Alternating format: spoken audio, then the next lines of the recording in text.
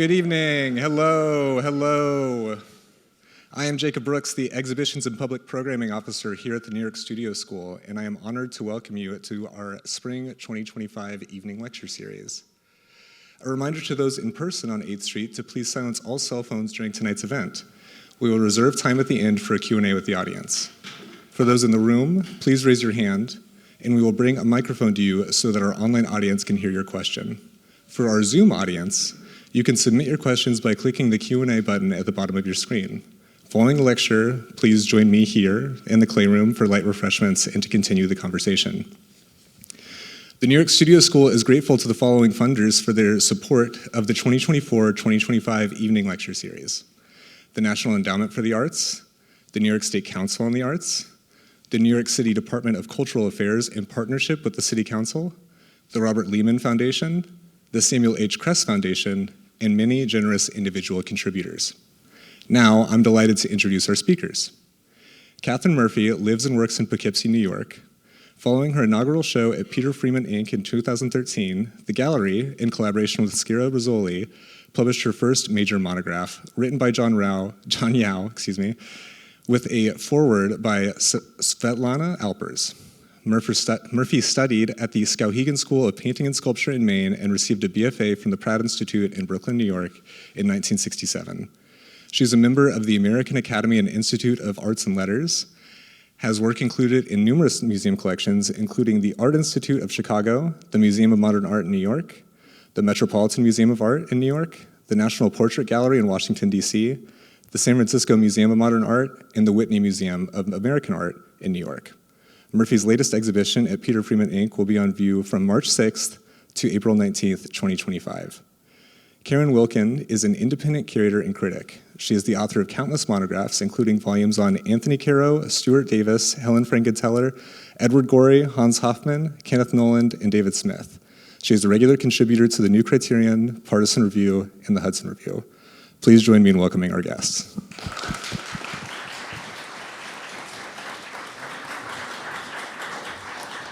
Thank you.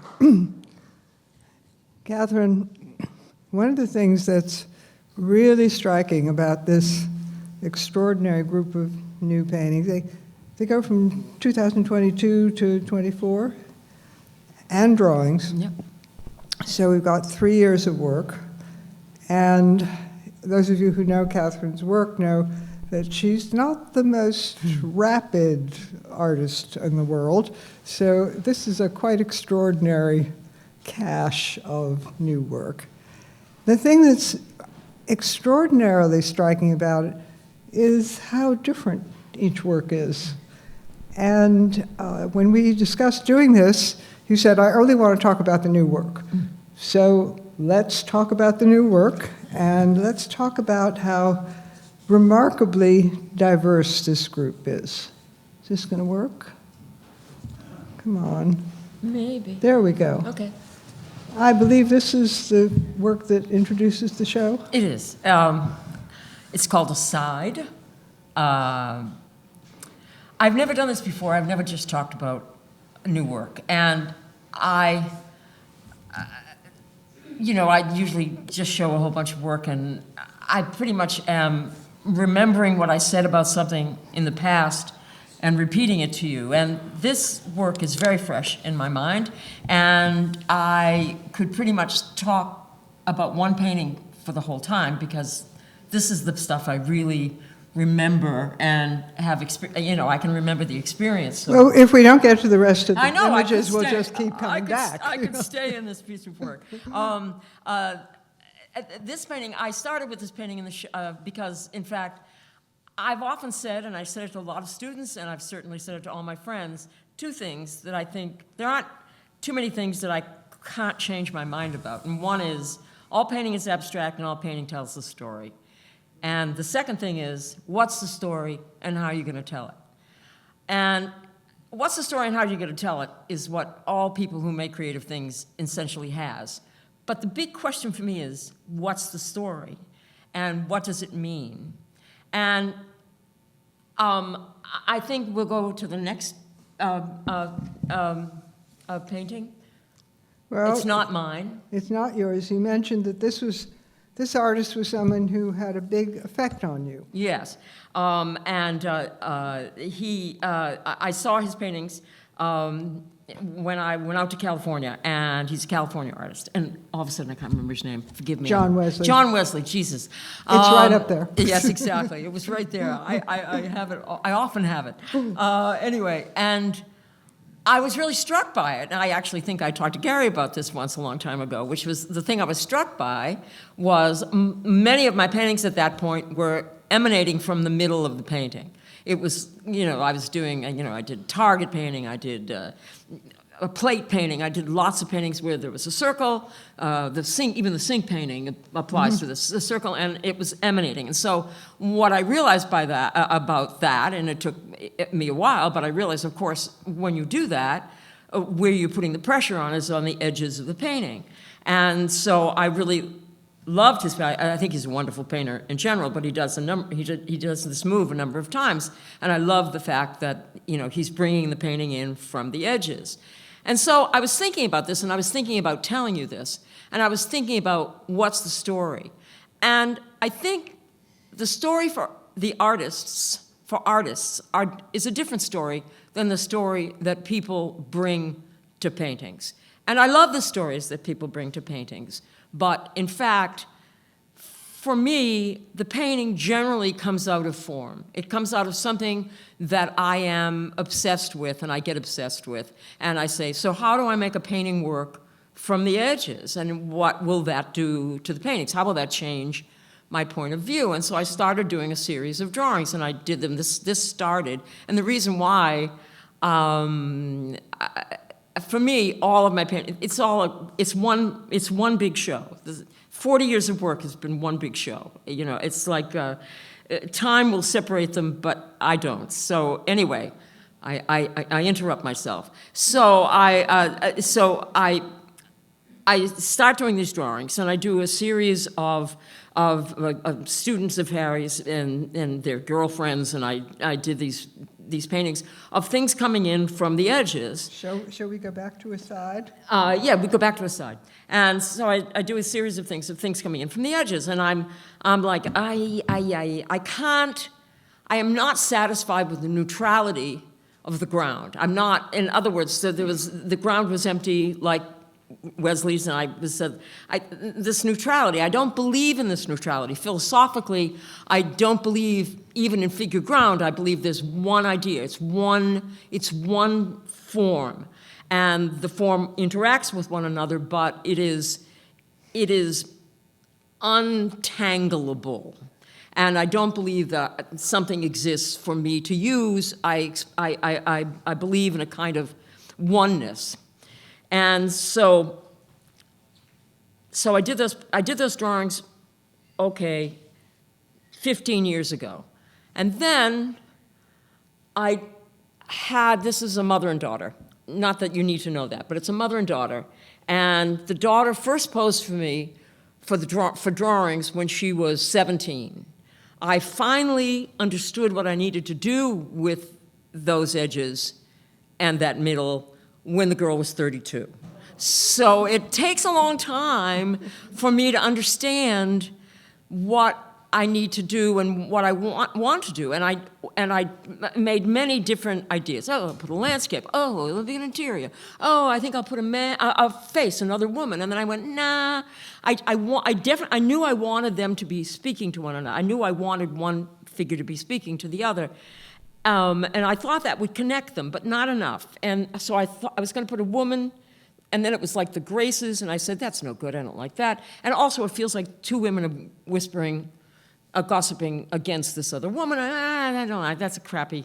And then I said, I could put a man there, and I went, nah, I don't like the whole head thing. It's just no good. It's just feeling old-fashioned. And then I said, yeah, but there could be a body.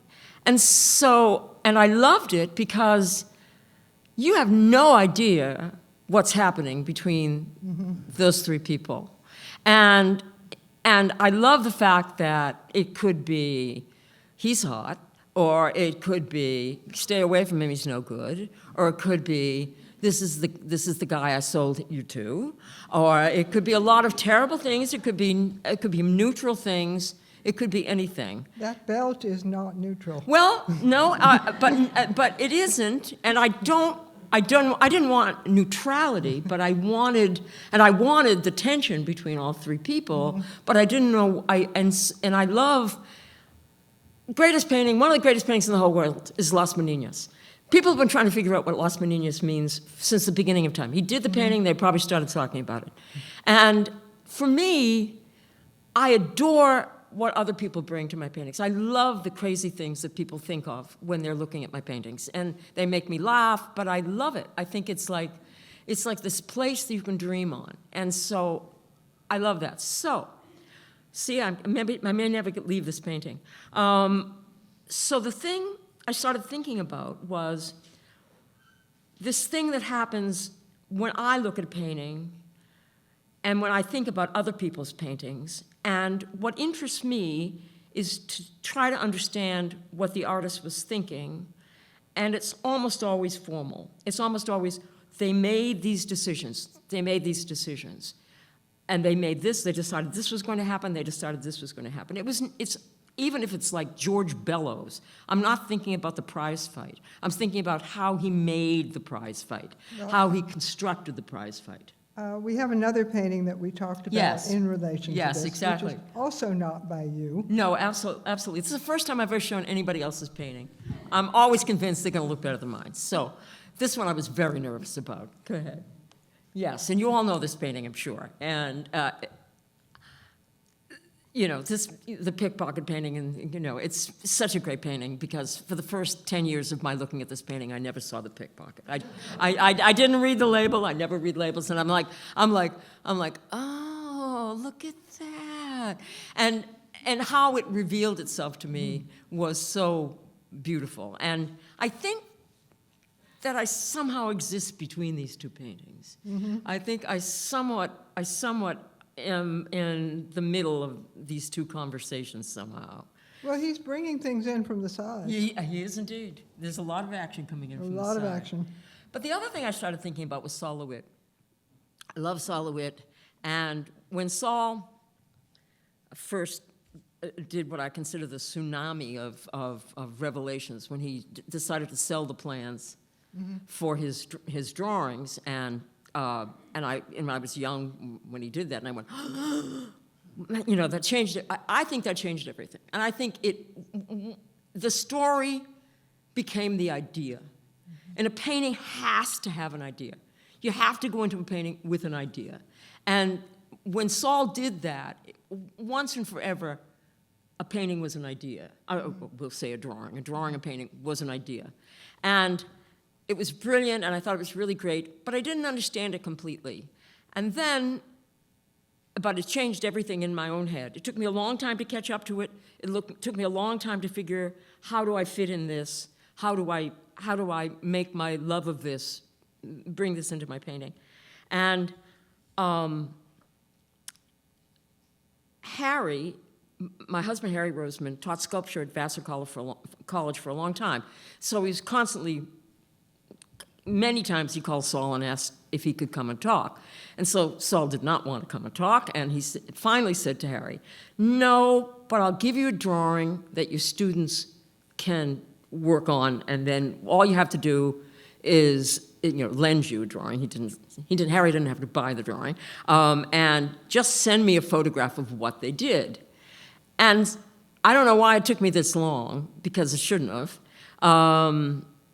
There were many different solutions to that drawing. I mean, the students spent a long time trying to figure out how they were going to answer the questions that these very simple instructions laid out for them. And, you know, there were many different ways to go in. Now, I think that was at the beginning of it. Then Saul decided that, or somebody decided that, maybe Pace decided, I don't know exactly who decided, that a crew would go in and make the drawings according to the desires. But I think it was more interesting when he switched the decisions, because at that moment, when those people who bought this drawing had to figure out how to make that drawing from these instructions, they got a little taste of what we do when we make paintings. And so when I say, what's the story, how are you going to tell it, all paintings are abstract, all paintings tell a story, I am talking about, from myself, that story. And so I know this painting has very definitive thing happening between them. But like I say, it's open to interpretation. Well, this is certainly open to interpretation. Yes, it is. It's called Double Bed. On 2 panels. Yes, it's a diptych. I see this as 2 portraits. Well, it is indeed. It is indeed. Very different people on either side. Yes, yes. And I worried about that. I worried about it. I worried about this coupleness, and I worried about doing this painting, and I worried a long time, and I didn't think I could do this painting because I didn't understand that it had to be a diptych. And until I understood it had to be a diptych, and I put the stinger back in it, I thought I could do this painting. But in order to do this painting, I had to recreate my bed in my studio because I couldn't get close enough to the pillows. I couldn't get, I kept on wanting to, you know, I so love a plane that I kept on wanting to make the plane, but I didn't want to make the plane because I thought that made it too something. It was too much. And so I built it in my studio. I recreated the bed and I made it in my studio. I also need to sleep in this bed, so I couldn't. Well, you made it not as long as your bed, so right, you could exactly. get closer. So I could literally, my hip was against the bottom of it. But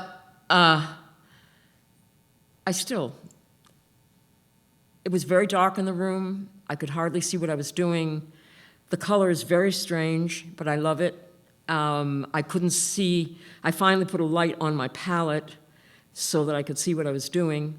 But still, the color is very particular. You'll see it when you see it in life. Yeah. Yeah. I have seen it. You have seen it in life. I meant you'll see it when you see it in life. Well, you said it was important that it be a diptych, and that physical separation reminds me of, was it Peter Eisenman who did the bedroom with the split in the floor and the beds on either side of it? Highly theoretical architect. Yeah. Yeah. Yeah. Oh, that's nice. Maybe he was thinking the same I'm sure he thing. was. I'm sure he was. You know, we're all alone. But yeah, I'm the left-hand panel. Surprise, surprise. You sit up higher. Well, no, and I don't sleep. Okay. There's that. And we have this painting, Yes. which you tell me was the direct result It of your was. making. It's called needs must. Needs must is actually a very old phrase. Shakespeare uses it in one of the plays. Yes, he does. But I think they think it precedes him. I think they Probably. think, yeah, I think they think the idea precedes him. And I don't think I need to explain it to you. I think they sometimes use it sexually, but not necessarily. My mother used to say it. And I don't know where she got it, probably her mother, her Irish mother. But this was the window. If there's a little tiny window in the left-hand corner of the double bed, and this was the window. This was that window, and you know, I wanted it to be dark in the room, so I pulled the shade down. I'd start the painting, and I go, shit, it's not dark enough, and oh no. First I said, oh, I have to put like a bed light on. I have to make a light on that side.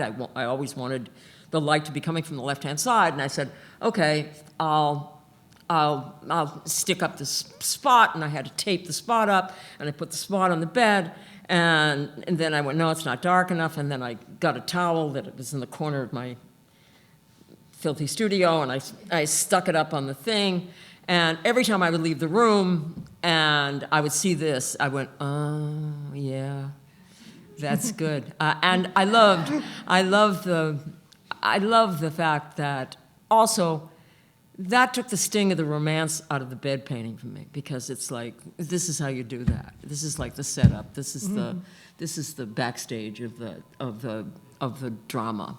Well, your drama seems to work in rather complex ways. There are the things that you notice, like this, Yeah. that end Sure. up going into the paintings. And then Yeah. there are things that you think about, and Right. then you build the stage Right. set. Right. And then that makes you notice something else. That's exactly right. So- And what's interesting, and I was talking to a friend about this the other day, and so many of these paintings, like Double Bed, and you'll see a number of paintings later on, they come from things I wanted to do 25 years ago, 30 years ago, 40 years ago, but couldn't do. But of course I could do them, but I didn't give myself permission to do them. Why was that? Was it because I was a girl? Maybe a little. Was it because I didn't think much of myself? Maybe a little. But finally, when I gave myself permission to go to the immense trouble of making these essentially installations to paint from, it kind of like, the floodgates opened. That meant anything I dreamt, anything I thought of, anything was a possibility. And it was, I'm so struck so often with students when I go into their studios and they'll say something to me like, well, I say, so why did you decide that the wall should be white? And they say, it was white. And I know what they're going through because, and there's a school of thought in photography. There's a school of thought in photography. You're going to take a photograph of what is right in front of you, and then there's the photographs that people set up. And finally, I started to think of everything in the vernacular of still life.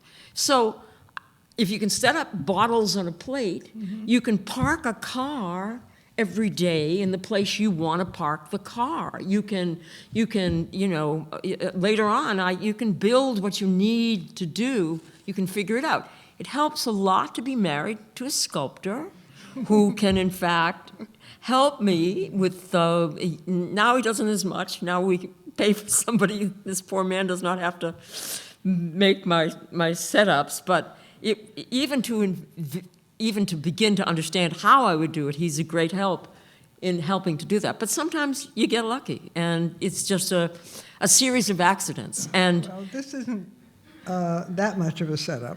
no, but it's a series of accidents. It's a Well- series of needs. Exactly. Yeah, and you gotta be looking. Always. Well, yeah. I mean, most of us would walk past this and think, "Oh, I got to make the bed," which is Yeah, not well, the that's same true. as I've got to That's make a true. drawing. Yeah, that's true. That's true. Okay, this is called bedding, and it is the direct result of undoing the bed painting. And these are my. I was describing this to Karen, which is sort of like the great French saying of when you leave a party and what you think you should have said in the staircase. Let's do it in French. L'esprit de l'escalier. Exactly. One of my. What you think of as you're going down Right. the out staircase. And then in my version, I love having company, but I'm so happy when they leave. And I also love it when you're undoing the party. And you're going to see another older painting, which was about undoing the party. I just sent you the name of the book in which the character good. wants things. Oh, good. The Garden of the Finzi Contini, the Giorgio Balzano. Oh, okay. That's the movie was made from. They made a movie Yes, from of that, course, yeah. of course. The main character always wants things to end so that she can think about them. Right. And stacking things. Who doesn't like stacking things? That stack of that pillow and the thing. Who does? Some things are just, you got to do it. You got to make a drawing of it afterwards. Yeah, this is a bad photograph. I will say, it's the only photograph you're getting the wrong impression. It's much darker It's the only drawing. image they sent me of this. What? It's the only image they sent me. Well, of no, this.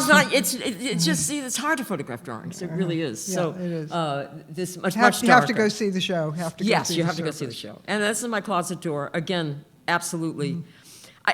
It was there. It's been my painting studio closet door 40 years, and I've always liked it. And I couldn't think of what to do. And I went, yeah, maybe someday. And then I thought of making it long and life-size, and it got better. Scale is everything. Scale, first really structure is everything, but scale is part of that. Scale is, I can't say enough. I don't even, and in order, oh, good, next one. Right, that Good. isn't there. Wait a minute, Where'd you we have go? to go back. I don't know why it went ahead like It that. flipped. This was the next one. Okay, cool. This is- Speaking of scale and life size. Right.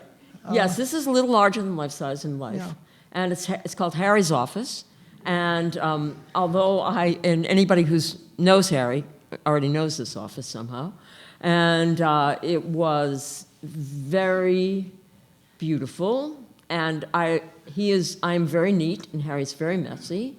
And so I'm always yelling at him. And all of a sudden I turned one day and I went, oh, but it's so beautiful. And I thought it was beautiful, and I started doing drawings of it. And I couldn't make it work because, of course, I wanted this long expanse, and it kept on going into perspective. And I said, no, I don't want it to go away from me. I want it to keep the grid. I want it to disrupt the grid. And so I moved. I moved like a choo-choo train across the painting while I was painting it. I didn't do it from one point of view. I did it from endless points of view. I never let it get into perspective. And I worked it that way. And I think that's its strength. But you say all paintings are abstract. I mean, Yeah. you've Yeah. somehow taken the all-overness of Pollock and completely rationalized it. Yes, well, there is order in there. I can see that. There is the attempt I at have order. a lot of piled papers myself. Yes, but there's the attempt at order that we're constantly always sabotaging our attempts at order, and Harry more so than most people. So it was in the color, and also all of a sudden I saw, oh, the color's so beautiful. Because it was so, there's X amount of office colors, and it comes off very cubist because there's X amount of colors, and they just move themselves. Those manila envelopes, those browns, those whites, those whatever, just moves itself around the plane, and I was like, oh, well, made for me. So this was a noticing painting, not a setup It painting. was. It was a noticing painting that then I had to work my way through. But yeah. Next. This is called Under the Table. This is 100% setup. I did a painting. We quickly go to the next. I did this painting on the left. It was in the last show.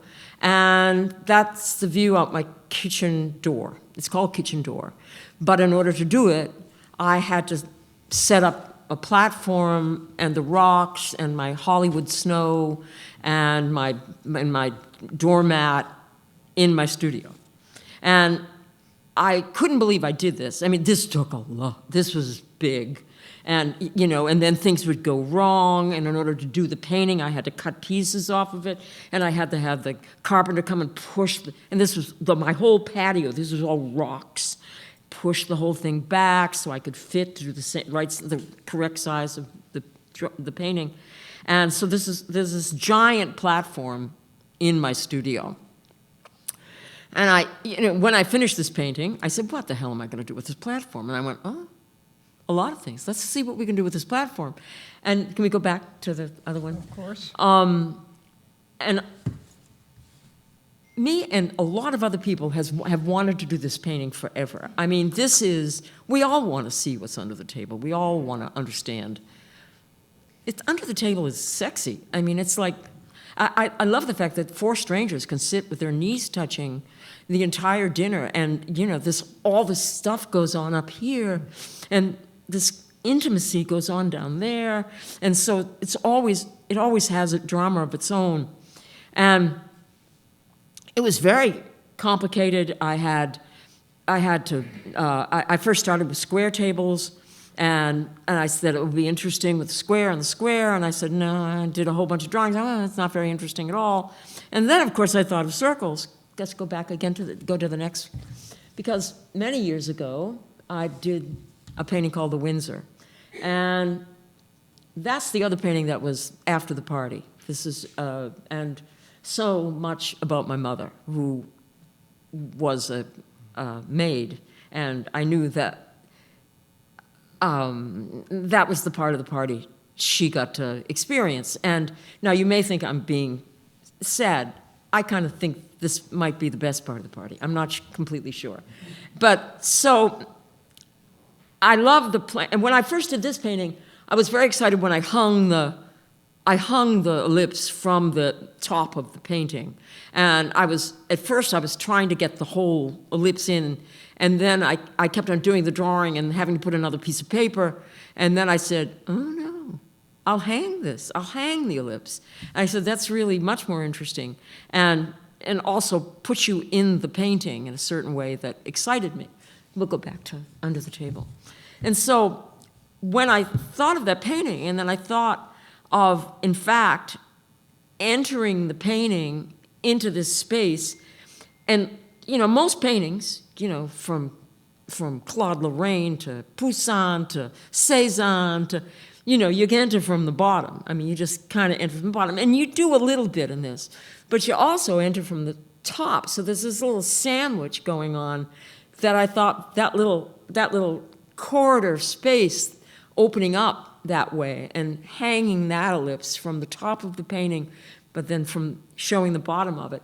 It was very exciting to me, you know, that for me made the painting and made me understand that I wanted to do the painting. And then the deliciousness of and complication of deciding what clothes these people, I mean, how to make this painting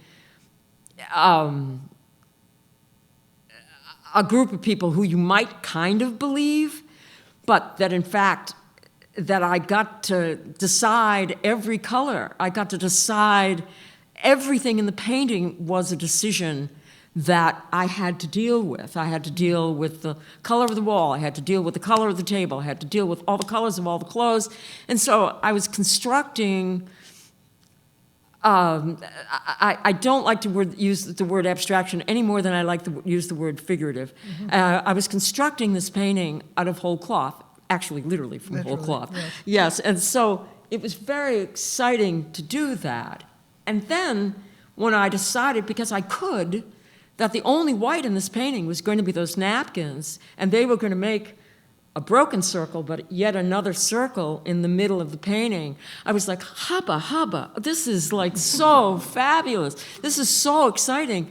And it was very, and so, you know, it lived or died on every decision I made, and I had to remake decisions almost constantly. It's like, at first all the clothes were different. At first the color of the table was different, and I had to take the table down and do it again. Color of the wall was different. I mean, I literally had to manipulate both the subject and then the painting. Well, you told me this was something that you had wanted to do for a long time and couldn't figure out how you could do it without lying on under the floor. table. Exactly. But then you had that platform. And then I had the platform, so I could stick it on the platform. And I still have the platform. I'm doing a new painting on the platform because it changed the point of view. And that's the other thing that shocks me about just accepting the point of view. Never accept the point of view. Always question. You never do. You always have a point of view that keeps everybody off balance. Well, sometimes it takes a while to figure out just what am I looking at. Exactly. And that's part of what's so exciting about your painting. Thank you, Karen. I mean, this. I saw the setup. Yes, you did. I know you had people. Actual people for a while. And then I had and then, mannequins. Well, we'll get to that. Yes. But even so, without seeing this painting, am I looking at a landscape? What you know, and then, oh yes, now it's making sense. And it's that ambiguity and that forcing your viewer to question how the viewer is seeing the world is part of what makes your painting so exciting. Thank you. I love that the viewer's going to have something to think about. I mean, I do. I mean, what's more wonderful than standing in front of a painting?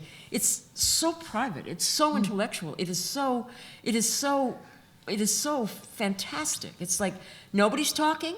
Oh, except some fool was talking, of course, in front of you Yeah. when you want to look at the painting. And then there's the person taking the selfie. And in there's the front of painting. you. Oh, that should actually be outlawed. I don't know. Yeah. Somebody should. Some outlaw that. places I think they have. Oh, that's good. That's good. But, you know, nothing's moving.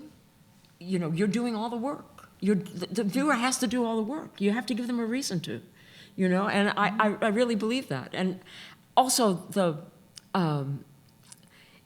essentially, because of the color in this painting, it's sort of making you understand that it's a painting all the time. And I like that. And of course, you went from actual people sitting for you Oh, yeah. to mannequins. Yeah. And we were talking about Yes, this painting. which is in the Met. Yeah. Yes. Well, actually, it isn't anymore. It was on Oh, loan. it was on loan. It's in a private collection, and Ah.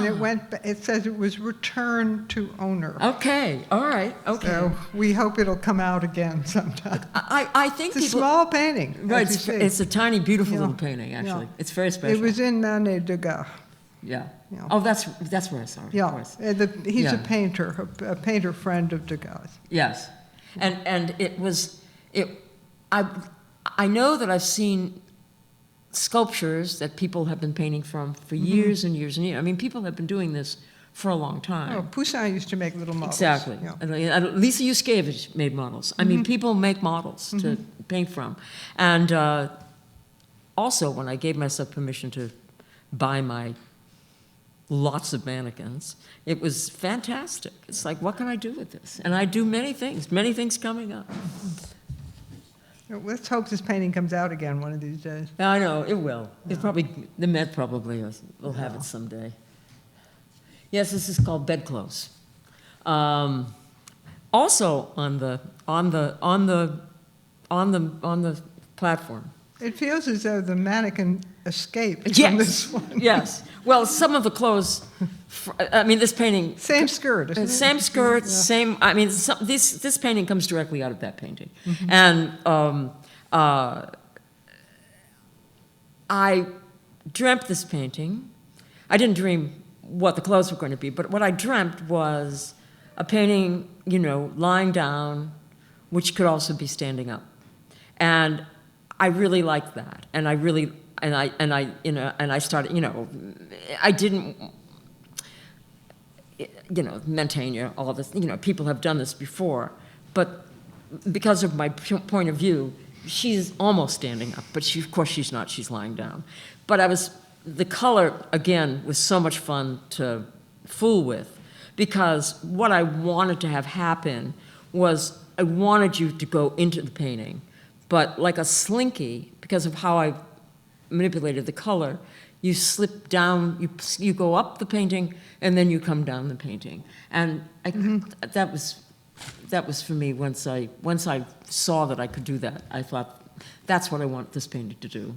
Something that interests me very much about this is that you have the kind of memory of the grid in the plaid blanket. Sure. And then the high Baroque in the skirt. Yep. With all the folds and the patterning. I like them to meet each other.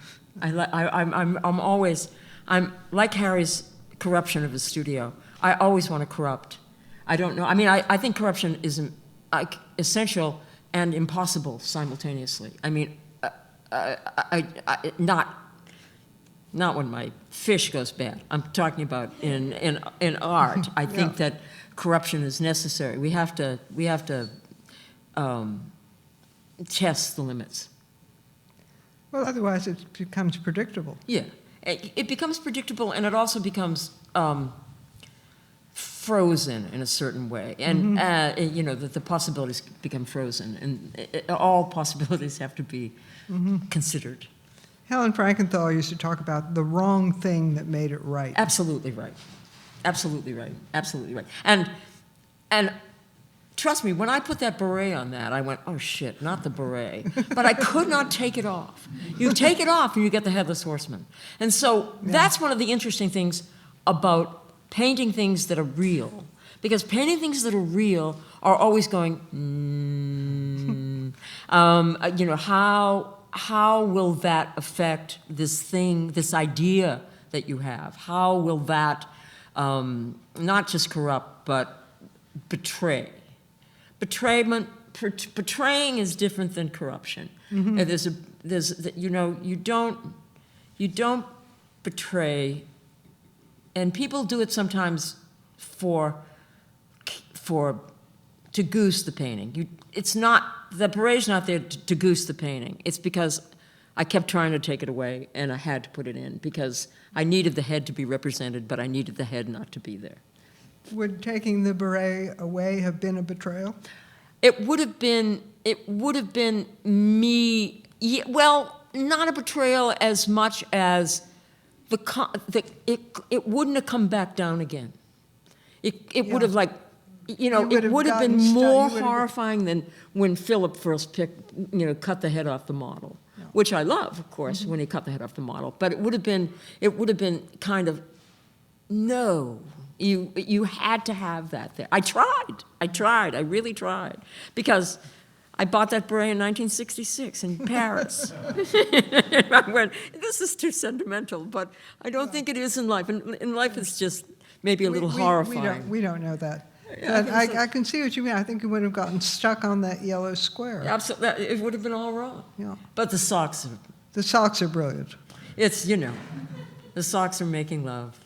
And I love that. And for the first time ever in a painting, I paint the texture of the blanket because it was literally this close to me. And I, again, tried not to paint the texture of the blanket. But in other words, I painted the threads. And it does something kind of groovy. Well, it's so tactile. It is. That it starts making the socks look like hands. It does. Which also gets you up and down. That's true. Yeah. That's true. Next.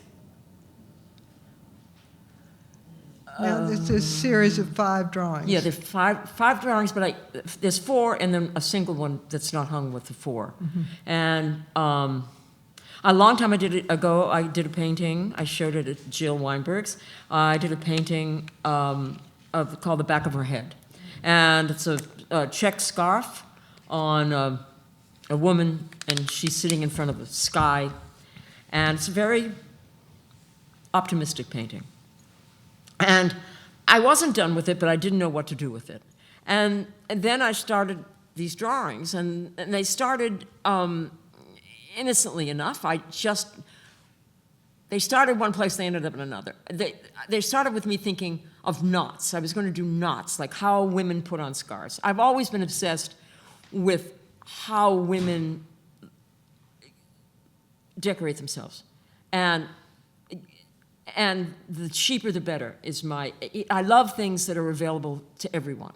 And I love this thing that people have done with this thing that is very abstract, which is a square, a rectangle of color or pattern or whatever, and women do things with them, with their bodies. And you can be as poor as a church mouse, and you can put a scarf on. You can have curlers in your hair, and you can put a scarf on. You can do what you need to do. And my God, there's the Middle East. I mean, there's women who have to put scarves on, and then there's women who love to put scarves on. So it so associates with me for how women try to frame their face. But you're not framing. I am not framing any of their faces, but I am obsessed with this thing that is sculptural that started out as flat. My husband did a series of sculptures once of these flat, drawn, woven squares. Rectangles? Squares? Not sure which. Rectangles. And then he picked them up from the middle and he pinned them on the wall. And I went, oh, because he went from 2 dimensions to 3 dimensions. Like, watch this. And it was like a magic trick, and it was so delicious. Because what do I love the most about painting? What do I love most about painting not from photographs? I am translating 3 dimensions into 2 dimensions. It is what I do, and that's what all people who work from observation are doing. And it is in that translation lies experience. And that experience is valuable because that's what we do as we try to navigate, we try to organize, and we try to understand what's in front of us. 3 dimensions are very complicated and very difficult, and we organize them into 2 dimensions. And so I think I've been obsessed with those sculptures since he's done them, but I think they're brilliant. And so this is my foray into 2 dimensions, becoming 3 dimensions, becoming 2 dimensions. I was just about to say, this makes it more complicated. Right. Because you're starting with a flat, insubstantial thing that becomes Right. another form. Right. And, There's a bunch of them. yeah. Well, there are those 4, and then there is this one, which is the only front-facing one, but Right. you still don't see her. Right. Well, the face would be too much. Yeah. The face would be too much. You know, you put a face in, putting a face in a picture. I put some faces. That was the other reason I put faces in the picture, mind you. Because faces in a picture, to actually make them contemporary is hard. It's really hard. They can be staffage. They can be staffage in a picture. That's not too hard. But to actually make it not figure ground, for one thing, it's the star of the show. I didn't want it to be the star of the show. I just usually don't want it to be the star of the show. Yeah. But these drawings, they were joy to do. I kept thinking of new ones. I'm doing a diptych, a duo of a painting this time, not a drawing. It's endless, the thrill of doing them. Are they facing front or facing back? Both. Ah. Next. This is called 1, 2, 3. It took me a long time to title this, and then, if you look it up in a book, it's called Mid-Century Modern Door. I'll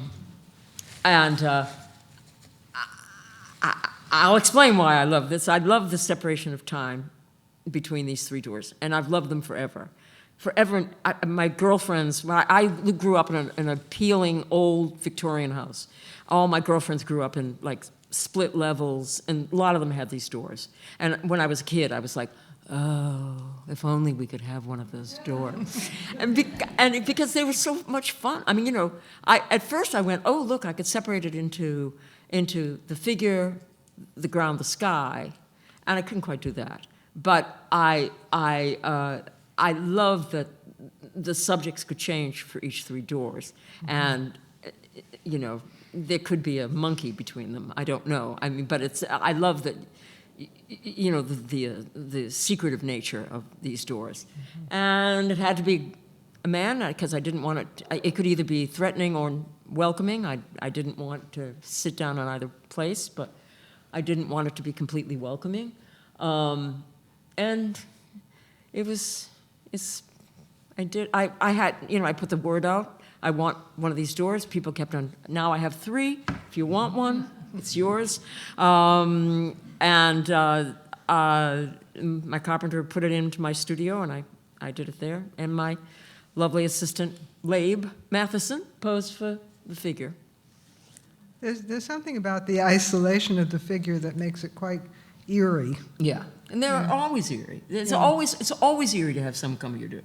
It's always like, oh, are they going to shoot me? Are they just going to try to sell me something? Is it a friend? Next.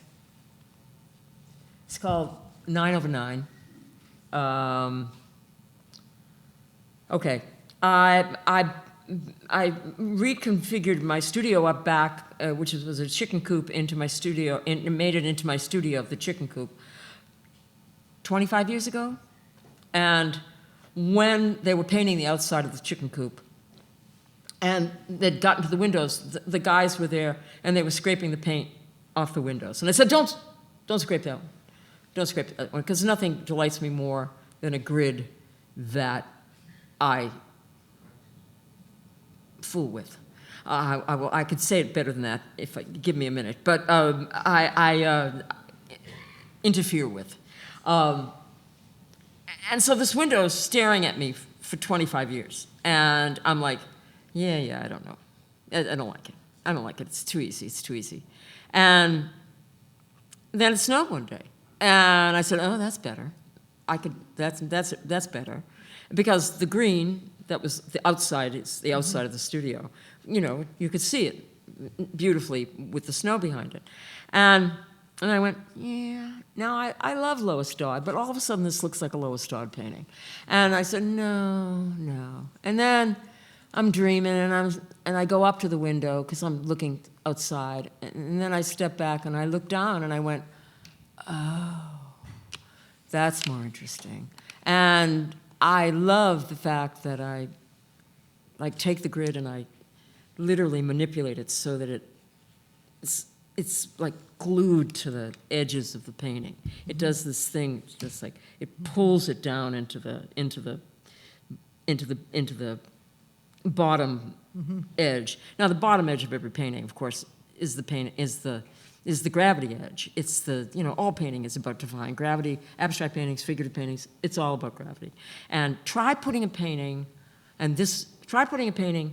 in a place where the floor opens up and part of the painting is on this, is over this one, and then part of the painting is over this one. It's horrifying. You kind of go, I didn't even know that was important. I didn't know that could happen.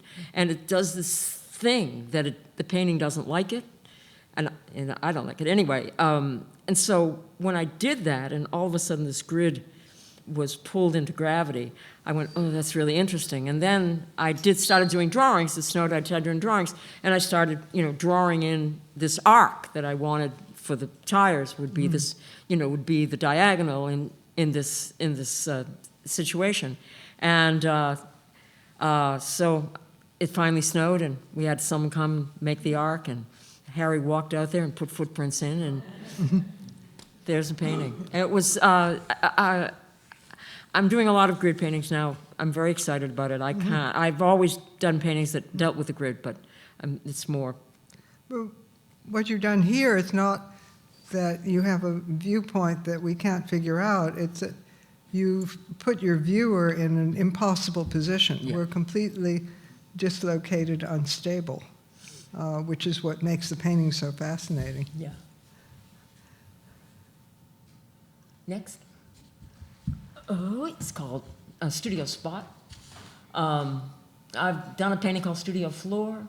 I've done versions of this idea.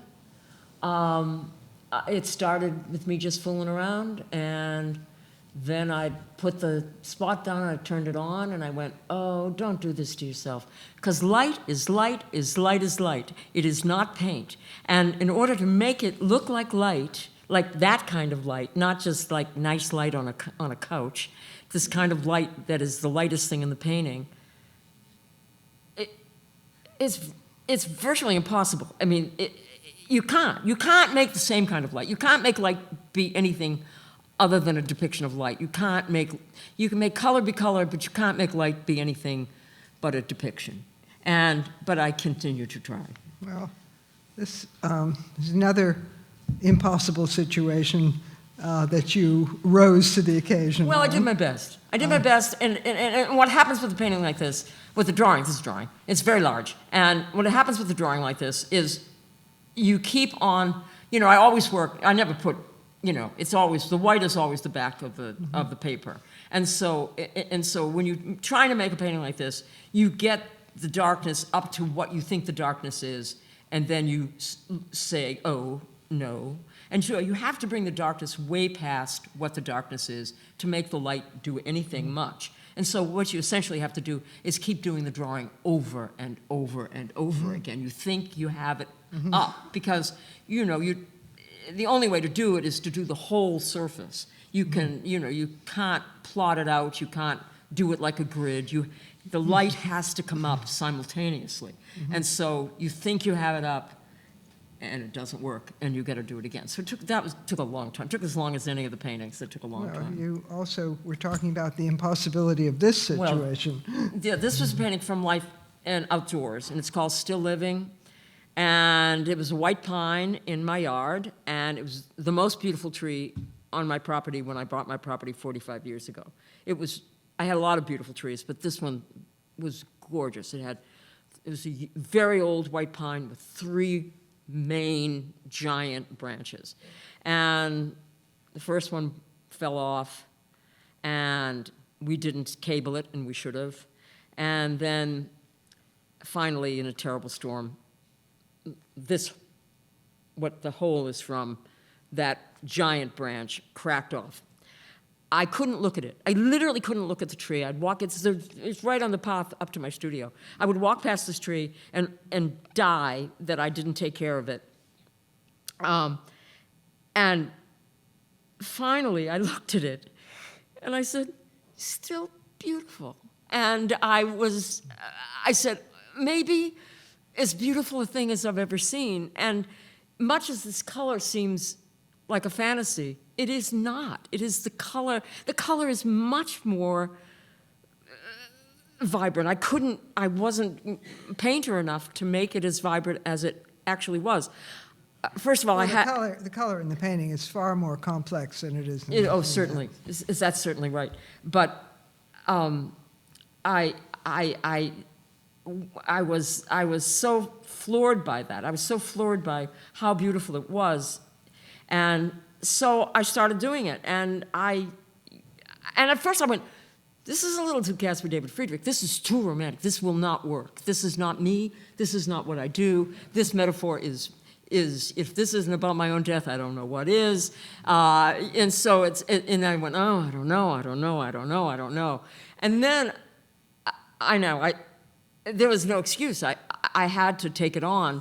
And I picked a cloudy day because in the sunny day, it's southern exposure, so it's actually too bright to look at. You know, the whites, those whites, they are white. They're white from the tube because even on a cloudy day, these whites are white. And I don't know where they came from. And I will say that it was very difficult to accomplish, and I swore many years ago, don't do a cloudy day painting outdoors, because what does it do when it's cloudy? It rains. And so I painted that in the rain any number of times. Those stories feel like war stories, but, I usually either call Rackster or I call my friend Sylvia Mangold, and I go, you're not gonna believe what I was outside and it was raining on me and it got really cold, but I don't even want, I tell you because you're painters and you can hear them, but I don't even want people to think about that when they look at the paintings. I just want them to forget it when, it's my pleasure. It's also my entire joyful, unbelievable, uncomparable pleasure. Every time I work outdoors and I say, how did we let them talk us out of this? It is, I think everyone should do it. Don't pick a cloudy day, but I think everyone should do it a little bit because it's so delicious. It is so wonderful. I'm not talking about what it looks like afterwards. I'm talking about the experience of doing it. It's glorious. So it is the worst of times, it is the best of times. I think that's it. I think that's a good place to end. I think that's it.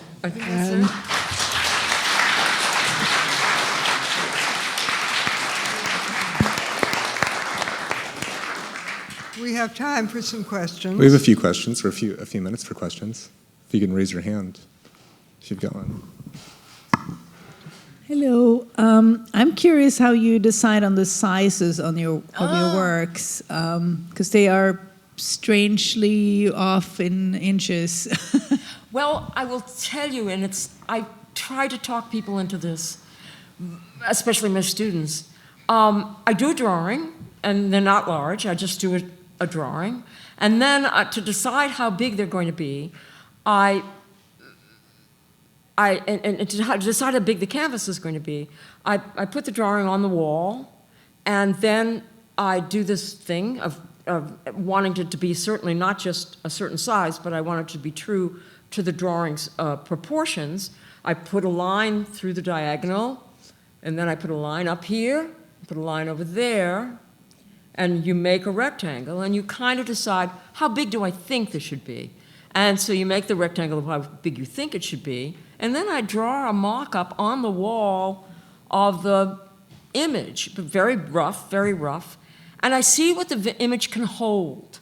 I see what it means, because scale is meaning, and the size of something, big or small, I mean, if Oldenburg didn't teach us this, nobody will teach us this. The size of something changes the meaning of what is depicted, and the metaphor. And so I see, what can this hold? And Bob Mangold actually asked me this question once, and I said, and because he's my friend, but now I think it's interesting information, I go, I don't want it to be pop, and I didn't want it to be genre. And so someplace in there is where I find the meaning can both flip back and forth between form and story. And it can hold it or it can't hold it. Some things can't hold a giant scale. It loses its intimacy. But some things need to be a giant scale. But that little trick, which is a very old trick, it's ancient, of making that diagonal through the drawing and then making your square and then doing the drawing, it saved me such heartache and such. In the old days, when I didn't do that, I would have to scrap the painting and say, oh, it needs to be bigger, shit. And I'd be, I'd put like a couple of months in it, and I was like, oh no, that's just stupid. So I learned, and luckily Harry went to art high school, and they taught him that there. They didn't teach me, they should have taught it. They should teach it at art school, but they don't. They didn't teach me at Pratt, but it's a great thing.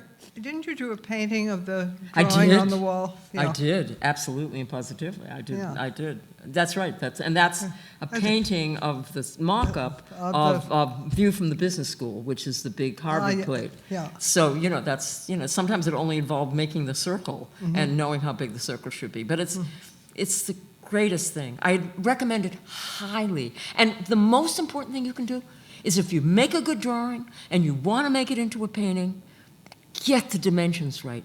Always, it will go wrong when you all of a sudden have to figure it out, because that friggin' rectangle is everything you got. And now someone has to stretch my paintings, but I still gesso my paintings, and I did it up until like a few years ago when my arthritis got too bad to do it.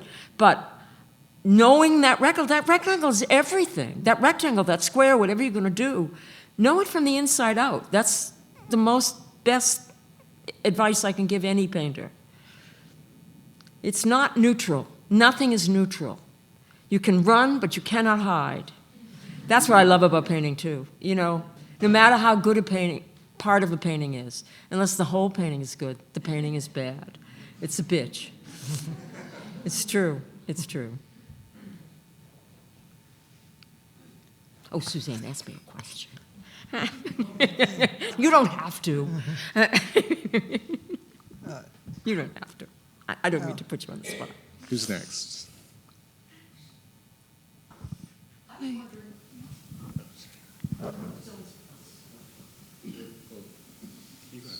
Why don't you read the labels at museums? What? You said you don't read the labels at museums? I have to change my glasses. Oh. And I mean, honestly, sometimes I will, but that means I've got like glasses hanging from my clothing. And I used to read the wall labels when I was but a child, but now I have to change my glasses back and forth. And I just want to revel. I always know there'll be a book. I can find it out if I need to. And I do need to, and I should, but I also, the legs aren't what they used to be, and I only got so much leg power, and I only have so much time I can look at paintings now. So I really want to look at the paintings. I want to be a little stupid for a little while. I want to bring my stupid to a painting. I want to know it from all the dimensions. But everybody should read the labels. Sometimes they're stupid, but sometimes they're good. I was wondering about the two beds that you turned into a diptych. Because once you did that, it also became that these two paintings exist without the other. And it absolutely became the mortal coil. You asked me for a question.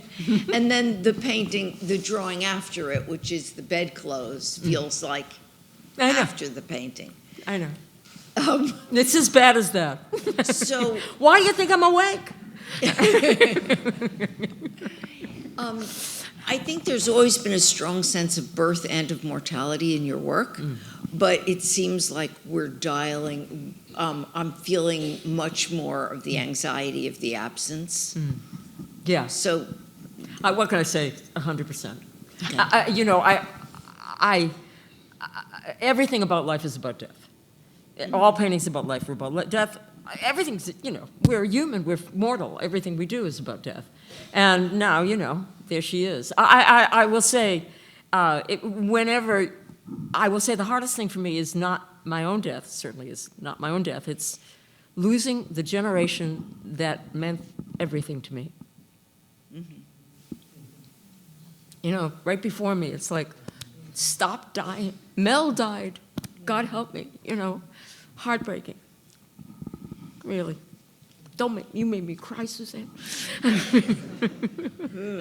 Forgive me.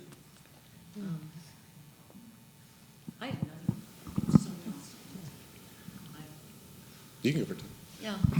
There's a point early on, I wish I could remember exactly what the terms were that you used, but they were things like wanting surprise and wanting all these great things that we've always, you want to be stunned by things, or you wanted the quality of corruption and what great, and all those terms, I wonder, have changed for me since the new administration is in the office. Yes, I know. They're much worse. It's true. Yeah. Because Trust me, we I'm only look for talking about surprise. painting. Yeah, Yeah.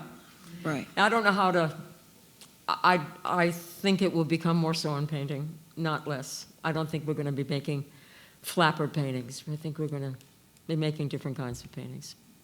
Yeah. I don't know how or why, but it's too frightening. Talk about, it's like after me, the deluge, Jesus. It's like, I mean, the boomers, we're the boomers. We're the boomers. We're going to change the world. Look at that, kids, it really changed. You know, it's like, oh, Jesus, we didn't expect this. Yeah. We have time for one more. Kathy, I'm really interested in what you said about the tree painting, when you said you don't want people to know that you were painting in the rain, or you don't want them to care about that or feel that. Am I misquoting you? Like, can you? I do want to slow them down, but I don't want them to be impressed by hard work. I think that's false. I think that's false. And honestly, I keep on trying to think of fast paintings all the time. I just can't do it. I mean, I just keep on tripping myself up. And I don't believe we're rewarded by how fast or how slow a painting is. I don't. And I don't think we should be. I think that's like the guy who builds in prison who builds the Notre Dame with toothpicks with his toes. I mean, you know, this is where it takes us. That's what they put on television when they talk about painting. And they were crippled and look what they did. I mean, that's what they do to Van Gogh. I mean, look at the poor man. Bullshit. So this is my question for you. Yes. When I look at your paintings, they give me very particular feelings. Like, for example, the striped duvet cover on the bed with the hair sticking out. An older painting, it's not in this group of paintings. You know the one I'm talking about? It's the bed, it's a striped bed cover. Oh, sure. With hair. Comforter. Yeah, comforter. Yeah. And I have the feeling when I'm looking at that painting that it's not a real person under the bed cover. Am I right? Of course not. Right. So, I mean, the minute you see cloth and you see a human being, right. If you're painting them from life, there's no way to bring cloth back where it was. You can try, but so the question is, I mean, I feel like your paintings, despite whatever you might want, they're exuding the kind of feelings that you had when you made them. Do you disagree with that, or do you? I think want them to. Yeah. I mean, I want them to exude the idea, and I want them always to be a painting. You know, they also aren't one of my favorite critiques was I had a show once, and someplace reviewed it and said, if you want to see trees, go to the Arboretum. And I went, right on. I mean, that's exactly right. I want them to be as, they are artificial. They're artifice. They're always artifice. And I only give you the possibility of suspending the fact every now, it comes and it goes with my paintings. They are artifice. Oh, no, they could be real life. They are artifice. I want that to be happening. I don't want them to be a photograph, for one thing. I want them to be, a painting is built in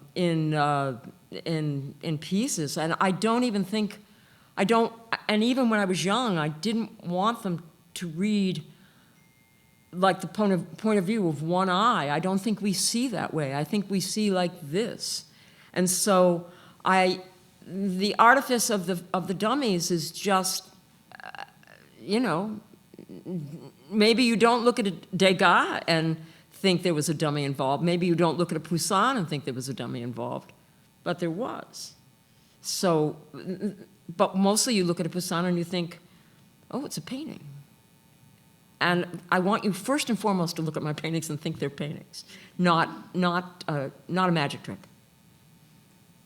So if you feel like it's not a real person, that's cool with me. That means you're a painter. Probably. We had a tie for the last question, so I'm gonna do one more. And I appreciate it.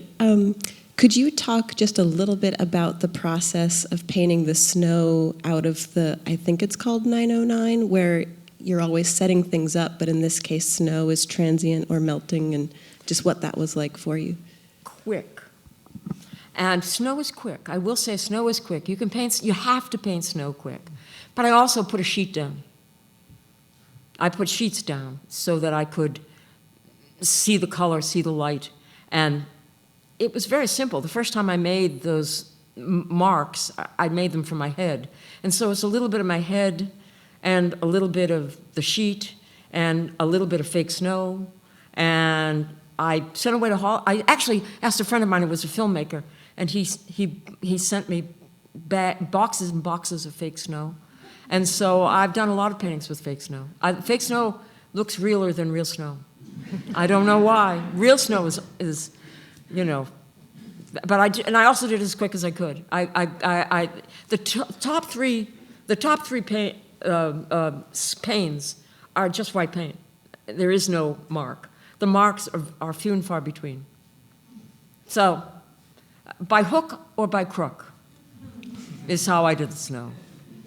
And occasionally I'll use photographs. I didn't in that, but occasionally I'll use photographs. Some people have died on me. Trees have fallen. I mean, terrible things have happened. And there's nothing wrong with using photographs. Using photographs to make a whole painting, for me, is kind of like, no, that's not fun. It's just not fun. It's this translation that I'm more interested in. Thank you so much. Oh, thank you.